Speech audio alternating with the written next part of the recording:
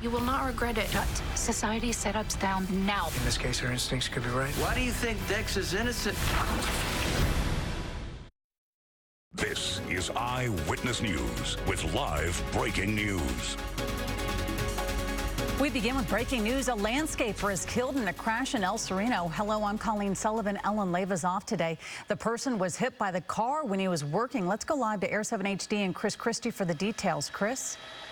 Hey there, Colleen. That crash happening just over an hour ago. You can see an overturned vehicle there where the driver survived the crash, but not before killing a landscape worker there in the median. You can see a tent now going up. A major traffic homicide investigation now underway here along the 4900 block of Huntington Drive North in El Sereno. Reporting live from Air 7 HD, I'm Chris Christie, ABC 7 Eyewitness News. Chris, thank you. New details about the teenage girl and her fugitive father who were killed during a police shootout in Hesperia yesterday.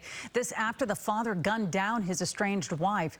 There are still a lot of unanswered questions, but we are getting a clearer picture of their lives in the days prior to the violent outburst. Inland Empire reporter Leticia Juarez is live with more on what we're learning today. Leticia?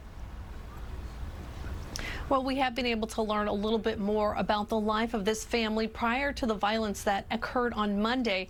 Police telling us that there was no restraining order or domestic abuse calls to the home.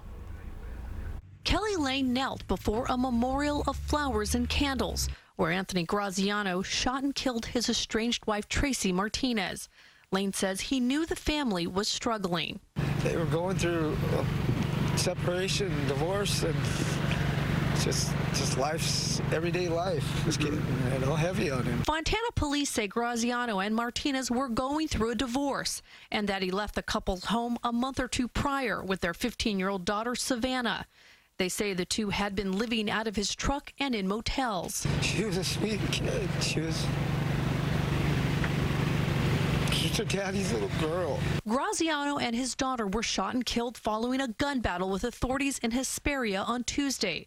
Questions remain about the 15-year-old's role in the shootout. There may be some information that the passenger was involved in firing back at the deputies, and we're still trying to confirm that at this point. Police issued an Amber Alert after Graziano killed the mother of his children on Monday, but it's still not clear if the teen went willingly or was forced to leave with her father.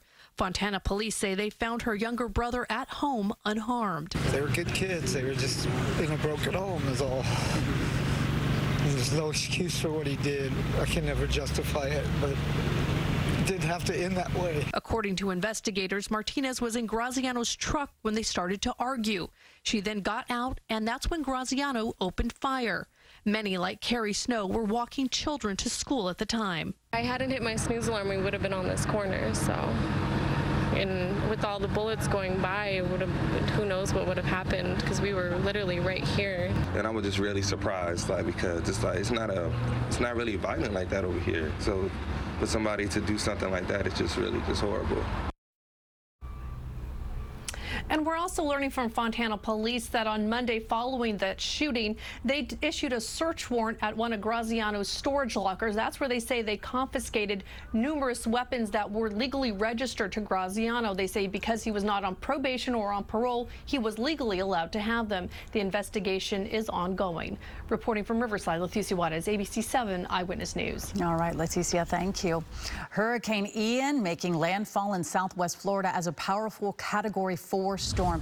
You are looking at a live picture right now. Ian's eye struck near Fort Myers, packing winds of 150 miles per hour, pushing ashore a massive storm surge. The hurricane now crawling across the state and toward Orlando. The hurricane is expected to cause significant flooding, take down trees and power poles, and cause property damage.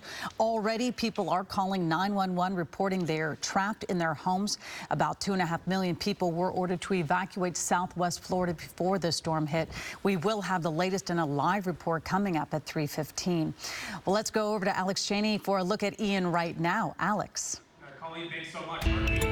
incredibly devastating storm as it comes into Florida right now. Category 4 storm with sustained winds of about 150 miles an hour. So we're getting a great look right now thanks to our live satellite picture. You can see the massive eye wall of this storm. That is the area where the winds are the strongest and the rains are strongest as well. It's moving through the Port Charlotte area, getting close to Fort Myers right now. This means lots of rain and storm surge for the Gulf Coast of Florida. You can see up to 9 inches are a possibility as this storm begins.